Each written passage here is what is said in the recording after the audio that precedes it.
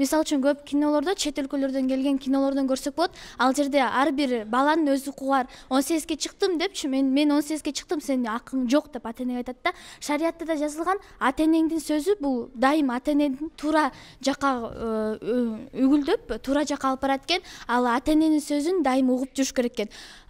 Мен ооба, анткени деген бул адамдын өзүндөн, адамдын ар бир окуучунун, ар бир өспүрүмдүн өзүнүн Чөйрөдөн да болушу мүмкүнбү? Биз укпай атабыз, улуубуз укпай атабыз. чөйрөдөн да болушу мүмкүн.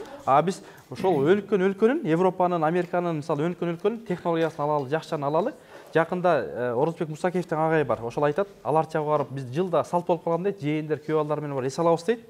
Ошол жерге эс алып турсак, бир американец жигит келди дейт. Анан бул ким деп айтты дейт. Булар менин күйөө балам, жээним, тайкем, жездем деп айтсам, мээси токтоп калды дейт.